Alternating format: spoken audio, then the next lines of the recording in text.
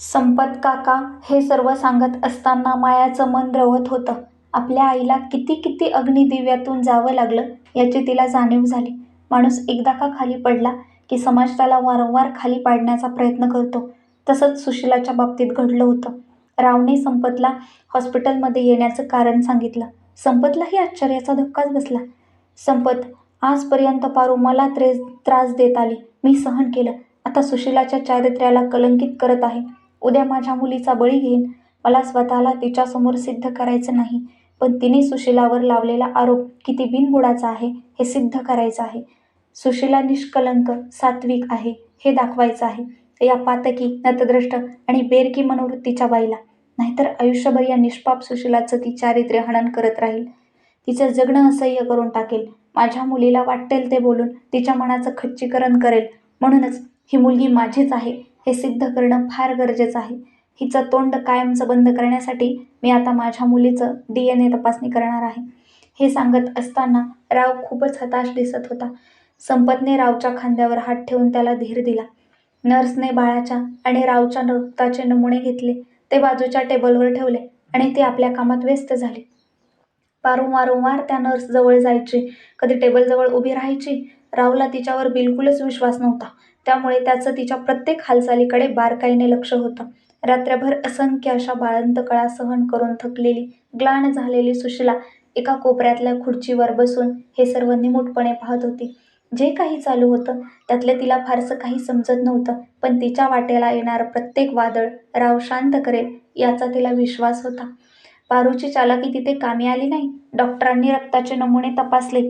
बाळाचे आणि रावचे DNA जुळल्याचं डॉक्टरांनी सर्वांच्या समक्ष सांगितलं. तू म्हटलं म्हणून नव्हे, तर तू आयुष्यभर सुशिलाला या गोष्टीबद्दल कोसत राहू नये म्हणून मी हे पाऊल उचललं, असं म्हणून राव पारूपासून दूर झाला. त्यानंतर तो तिच्यासोबत काहीच बोलला नाही. आज पारू रावला कायमचंच गमावून बसली होती. रिपोर्ट घेऊन रावने गाडी काढली. त्याने काळजीपूर्वक बाळाला आणि सुशिलाला गाडीत बसवलं आणि गाडी सुरू केली. संपत, तू हिला घेऊन कुनरीला जा. मी येणार नाही आता कुनरीला. उद्या ये तू इथे कोल्हापूरच्या घरी. संपत सोबत मोजकंच बोलून रावने गाडी आपल्या घराच्या दिशेने वळवली. संपत पारूला घेऊन कुनरीला आला. संपतही पारूसोबत काहीच बोलला नाही. पारू आता सर्वांच्याच मनातून उतरली होती. राव सुशिलाला घेऊन घरी आला आणि आता या त्रिकोणी कुटुंबाचा छान सुखाचा संसार सुरू झाला. रावने मोठ्या प्रेमाने, लाडाने या बाळाला, म्हणजे तुला, आपल्या आईचंच नाव दिलं, माया. तुझ्या आगमनाने रावचं आणि सुशिलाचं आयुष्यच बदललं. दोघेही तुझ्यावर जीवापाड प्रेम करायचे. त्यांच्या प्रेमाच्या वर्षावात तू फुलत होती, बहरत होती. रावला तर कुनरीला जावं असं वाटतच नव्हतं, पण तुझी आई त्याला कधी जबरदस्तीने तर कधी विनवणी करून कुनरीला पाठवायची पारूची खबरबात घेण्यासाठी. आता यानंतरच्या प्रसंगाची तू स्वतःच साक्षीदार आहेस, असं म्हणत संपत काका शांत झाले. संपत काकांनी सुशिला आणि रावच्या जीवनाचा संपूर्ण पट सांगितला. आपल्या आईच्या आणि बाबांच्या जीवनातील हे चढ उताराचे प्रसंग ऐकून माया खूपच भावनिक झाली. अण्णा मामा तर निशब्द होऊन मुकाश्रू गाळत बसला होता. आईच्या आयुष्यरूपी समुद्रात अनेक सुखदुःखाचे वादळ आले. ती त्या समुद्रातील नौकेसारखी कधी सुखाच्या तर कधी दुःखाच्या लाटेवर हेलकावे खात होती. पण कोणत्याही बिकट परिस्थितीमध्ये ती अढळ आणि अभेद्य राहिली. धीरोदात्तपणे तिने प्रत्येक प्रसंगाला धैर्याने तोंड दिलं. आपल्या मोठ्या आईने आपल्या आईवरच्या रागाचा वचपा अशा प्रकारे काढला याचं तिला खूप वाईट वाटत होतं. मायाच्या मनात विचारांचं वादळ थैमान घालू लागलं. आईसोबत मोठ्या आईने जे कपट कारस्थान केलं, आई ज्या प्रसंगाला सामोरी गेली त्याच प्रसंगाला आता माया तोंड देत होती. काका, तुम्हाला काय वाटतं? आईचा हा डाव नरूला माहीत असेल का? तोही या कपट कारस्थानात सहभागी असेल का? की तो या सर्वांपासून अनभिज्ञ असेल? माया कुतूहलाने म्हणाली. त्याला माहीत असेल किंवा नसेल, तो या कारस्थानात सहभागी असेल किंवा नसेल, हे मी सांगू शकत नाही. पण त्याची भूमिका तुला साथ द्यायची असली पाहिजे होती. जशी तुझ्या बाबांनी तुझ्या आईची बाजू घेऊन तिला जपलं, तिला संकटांच्या समोर तो निधड्या छातीने उभा राहिला. नरूने हे केलं नाही. संपत काकांचं म्हणणं बरोबरच होतं. काका, आता मी मामाकडे वडसाला जाते, कारण इथं राहणं माझ्यासाठी आणि माझ्या बाळासाठी जोखमीचं आहे. तिथे जाऊन आता मी माझी पुढची दिशा ठरवते. माया म्हणाली. हो बेटा, तिथेच जा. त्या लोकांमध्ये तुझं मनही रमेल आणि तू सुरक्षितही राहशील. फक्त या काकाला विसरू नको. तुझ्या प्रत्येक निर्णयात, तुझ्या प्रत्येक संकटात हा काका तुझ्या बाबांसारखाच तुझ्या पाठीशी उभा राहील. बोलता बोलताच संपत काकांना गहिवरून आलं. हा सर्व भूतकाळ मायाच्या समोर मांडून संपत काका बाहेर गेले. मायाचं मन अजूनही आई-बाबांच्या आठवणीत त्यांच्या भूतकाळातच रेंगाळत होतं. तिने जड अंतःकरणाने जाण्याची तयारी केली. थोड्याच वेळात संपत काका पैशांची बॅग घेऊन आले. तुला अजून पैसे लागले तर मला सांग. हे सर्व फक्त आणि फक्त तुझंच आहे, संपत काका म्हणाले. हो काका, त्यांना फक्त या संपत्तीचा उपभोग घेता येईल, पण मालकी हक्क कधीच मिळणार नाही, माया रागाने म्हणाली. आणि काका, मी कुठे आहे, काय करत आहे, कशी आहे यासंबंधी कुठलीही माहिती त्यांच्यापर्यंत पोहोचू नये याची खबरदारी घ्या. माया संपत काकांशी नजर चोरत बोलत होती, कारण तिचे डोळे पाणावले होते. आपल्या आई-वडिलांच्या अनेक आठवणींना आपल्या उराशी कवटाळून माया निघाली होती. त्यांना पोचवायला संपत काका रेल्वे स्टेशनवर आले. त्यांना गाडी गडचिरोलीच्या रेल्वेमध्ये बसवून संपत काका माघारी आले. आपल्या बाळाला मांडीवर घेऊन माया विचारात गढून गेली. आपल्या आईच्या आयुष्यात आलेल्या प्रत्येक प्रसंगाला तिने तोंड दिलं, कारण बाबांची तिला खंबीर साथ होती. खरंच, एका स्त्रीला जेव्हा तिच्या नवऱ्याची शारीरिक, मानसिक, भावनिक साथ मिळते, तेव्हा ती न डगमगता प्रत्येक भवसागर आत्मविश्वासाने पार करते. आपल्याला तर माया उदास झाली. तोच तिच्या मनातून आवाज आला. वेडी आहे का तू माया? वेडी आहे का तू माया? बघ या अण्णामामाकडे, तुझ्या आईच्या मोठ्या भावाकडे, आणि आठव तो वळसाचा बस स्टँडवरचा रात्रीचा प्रसंग. किती निर्मोही आणि निस्वार्थ माणूस. आठव त्या आजीला, मावशीला, मामीला, तुझ्यासाठी वाटेल ते करायला, तुझ्या गरजेच्या वेळी तुझ्यासाठी प्रत्येक वेळी हजर असणाऱ्या, प्रत्येक वेळी तुला मदत करायला तत्पर असणाऱ्या संपत काकांना आठव. इतके सगळे लोक असताना तू एकटी कशी? मायाने स्वतःच स्वतःच्या मनाला समजावलं. तोच तिच्या कानात तिच्या आईचा आवाज घुमला. एकटी पडली आहेस ना, हरवली आहेस ना, दुसऱ्यांची मने जपता जपता तुझंच मन गुदमरू लागलंय ना. स्वतःला सावर, खंबीरपणे उभी राहा आणि पुढे चालत राहा. फक्त थांबू नको. कधी काळी आपली वाटणारी माणसं बदलली आहेत. तुला समजून घेणारी कोणीच नाही. सोड त्यांना त्यांच्या अवस्थेत. त्यांना जपण्यापेक्षा तू तुझ्यातल्या तुला जप. तुझी तू राहा. स्वतःवर प्रेम करायला शिक. जे हातून निसटलं त्याचा हळहळ करण्यापेक्षा, त्याचा हिशोब ठेवण्यापेक्षा, जे हातात आहे त्याला कवटाळून जग, त्याला जप. तू एकटी नाही आहेस. तुझी स्वप्न आहेत तुझ्यासोबत. हा आवाज ऐकून माया व्याकुळ झाली. तिने आपल्या बाळाला उराशी कवटाळलं. थोड्याच वेळात रेल्वे वडसाला पोहोचणार होती. माया वडसाला पोहोचली. दुसऱ्या दिवशी तिने अण्णा मामा, कमला मावशीकडे आणि भानी मावशीकडे पाठवलं. शांता मावशी गावातच होती आणि त्या दोघींचेही गाव वडसापासून काही अंतरावरच होते. अण्णा मामा दोघींच्याही कुटुंबाला सोबत घेऊन वडसाला आला. त्या सर्वांना पाहून मायाचं अंतर्मन सुखावलं. आपल्या मावशांमध्ये तिला आपल्या आईचं प्रतिबिंब दिसू लागलं आणि ती थोडा वेळ हरवून गेली. आज अण्णा मामाची झोपडी गजबजून गेली होती. गप्पा गोष्टींना ऊत आला होता. मुलांच्या हसण्या खिदळण्यानं झोपडी कशी भरल्या गोकुळासारखी भासत होती. भूतकाळातल्या कटू गोड आठवणींची मैफिल जमली होती. आनंदालाही उधाण आलं होतं. सर्व रुसवे फुगवे, हेवे दावे, गैरसमज गळून पडले होते. मनातला सगळा गाळ निघून गेल्यामुळे सर्वांची मने स्वच्छ झाली होती. आपल्या झोपडीतील हा सोहळा पाहून रखमा आजीच्या डोळ्यात आनंदाचे अश्रू चमकत होते. या सर्व मावशांच्या मुलांमध्ये मायाच सर्वात मोठी. मायाने या सर्वांचे बारकाईने निरीक्षण केले. अज्ञानता, अंधश्रद्धा, शिक्षणाबद्दल अनास्था आणि गरिबी यामुळे हे सर्व गांजून गेल्याचे तिच्या लक्षात आलं. यांना या परिस्थितीमधून बाहेर काढण्याचं असा तिने मनाशी निर्धार केला. आता तिच्या जगण्याची दिशा बदलली होती.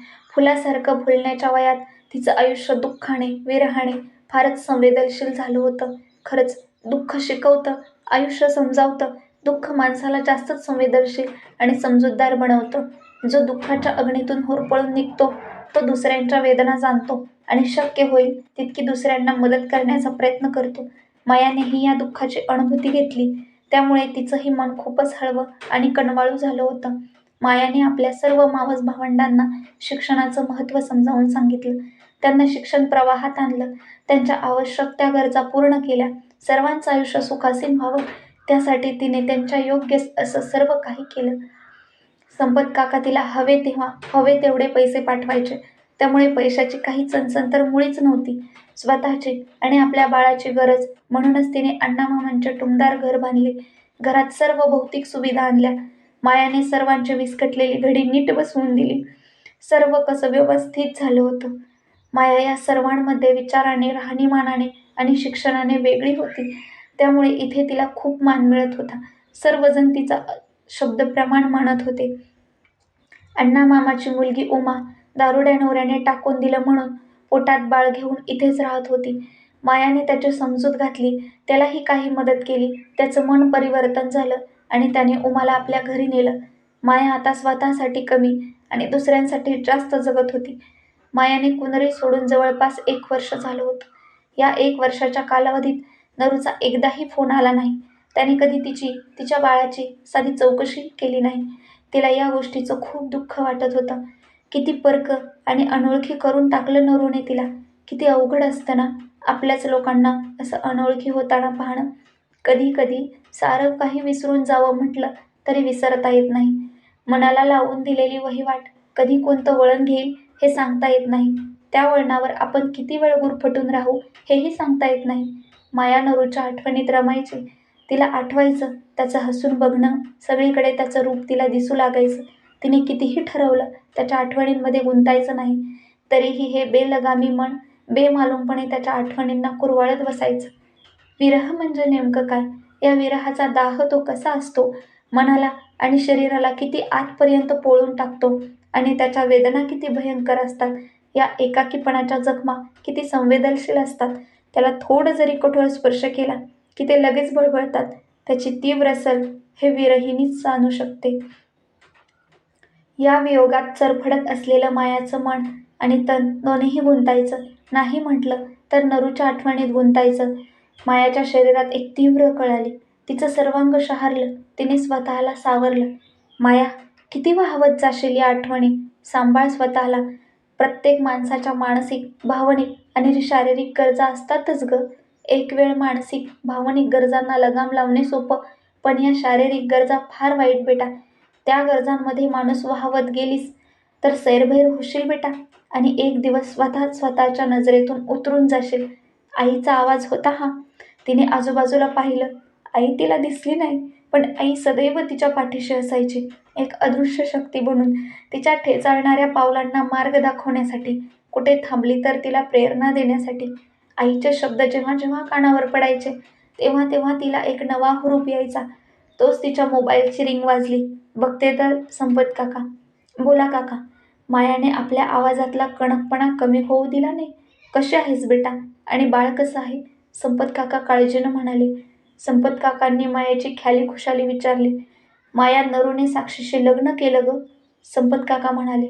मायाला आजपर्यंत आशा होती की नरू येईल, माफी मागेल. आता ही आशाही पुरती मावळली होती. त्याचं लग्न करण्याचं दुःख नाही ग मला, पण त्यांनी तुझ्यावर जे आरोप केले त्याचं दुःख आहे. संपत काकांचा आवाज कापरा झाला होता. वाड्यातला घरगडी नाम्या काल भेटला होता. सांगत होता की नरू मायाची आठवण काढत होता. तेव्हा पारू मालकीण म्हणाली, अरे 1 वर्ष होत आलं आता. ती आतापर्यंत कुठे जिवंत राहिली असेल का? आपलं पाप लपवण्यासाठी दिला असेल कुठं बिजीव त्या लेकरासहित. नाहीतर केलं असेल तिच्या आईसारखं कोणाच्या घराचं वाटोळं. जसं तिच्या आईने माझं घर बुडवलं, माझा संसार धुळीत घातला, तसंच तिनेही बुडवलं असेल एखाद्याचं घर. शेवटी तिच्या आईचेच संस्कार तिच्यावर आहेत ना. जाऊ द्या काका, तो तिकडे काहीही करू. मला त्याच्याशी काय करायचं आहे? त्यांनी माझ्यावर जे काही आरोप केले त्या आरोपाला प्रत्युत्तर देत बसण्यात मला काही स्वारस्य नाही. असं म्हणत असताना मायाचं मन छिन्न विछिन्न झालं होतं. ओठांवर फक्त धीराचे शब्द होते. मन मात्र आतून द्रवत होतं. मला आता माझ्या बाबांच्या स्वप्नांचा पाठलाग करायचा आहे, माया जड अंतःकरणाने बोलत होती. काका, पुढल्या आठवड्यात मी चालली दिल्लीला, माझं राहिलेलं शिक्षण पूर्ण करायला. मायाने तेव्हाच आपला निर्णय संपत काकांना सांगितला. काही हरकत नाही बेटा, तुला जे काही योग्य वाटते ते तू कर. पैशांची गरज असली की मला सांग, संपत काका म्हणाले. मायाने फोन ठेवला. आता तिला खात्री पटली की तिची संपत्ती हडप करण्यासाठी तिच्यासोबत हा डाव खेळला गेला होता. तिच्यासोबत प्रेमाचं नाटक केलं गेलं होतं. तिला खूप वाईट वाटलं, पण तिने स्वतःला लगेच सावरलं. ज्या लोकांना आपली किंमत नाही त्या लोकांच्या आयुष्यात काय घडते याच्याशी आपल्याला काय सोयर सुतं, असं म्हणत माया त्या विचारचक्रातून बाहेर आली. तिने आपला निर्णय सर्वांना सांगितला. तिचा हा निर्णय ऐकून सर्वजण नाराज झाले, पण माया आता आपल्या निर्णयावर ठाम होती. आपला भूतकाळ, आपलं अस्तित्व संपवून टाकायच्या आधीच आपल्याला आपला भविष्यकाळ प्रकाशित करायचा आहे, हा एकच विचार आता तिच्या मनात घर करून बसला. मायाने दिल्लीला जाण्याचं सर्व नियोजन केलं. अण्णा मामा, गंगा मामी नको नको म्हणत असतानाही तिने आपल्या बाळाला सोबत नेण्याचा निर्णय घेतला. संपत काका कोल्हापूरवरून वडसाला आले तिला पोचवायला. माया नागपूरवरून विमानाने दिल्लीला जाणार होती. संपत काका आणि अण्णा मामा नागपूर विमानतळापर्यंत आले तिला पोहोचवायला. काकांचा आणि मामाचा निरोप घेऊन चेहऱ्यावर उष्ण हसू फुलवत माया निघाली. आपल्या मनाची झालेली लक्तरे घेऊन, आपल्या भूतकाळाकडे पाठ फिरून भविष्याचा वेध घ्यायला, आपल्या बाबांच्या आणि आपल्या स्वप्नांना पूर्ण करण्यासाठी एका नव्या आकाशाच्या शोधात. खरंच माया करेल का आपल्या स्वप्नांचा पाठलाग, की होईल तिची जमछाक? या स्वप्नांचा पाठलाग करत असताना येईल तिचा मागे पडलेला भूतकाळ तिच्या पुढ्यात? हे जाणून घेण्यासाठी बघत रहा वीराग्नी. वीरहाग्नी या कथेचा पुढचा भाग लवकरच तुमच्यासाठी घेऊन येत आहे. मंडळी, तुम्हाला आजचा हा भाग कसा वाटला ते नक्की कळवा. कमेंटद्वारे तुमच्या प्रतिक्रिया सांगा. आणि हो, पुढच्या भागाचं नोटिफिकेशन मिळण्यासाठी आपल्या चॅनलला सबस्क्राईब मात्र नक्की करा. भेटूयात पुन्हा एकदा पुढच्या भागासोबत. तोपर्यंत धन्यवाद. व्हिडिओ पूर्ण पाहिल्याबद्दल तुमचे खूप खूप खूप मनापासून आभार. धन्यवाद.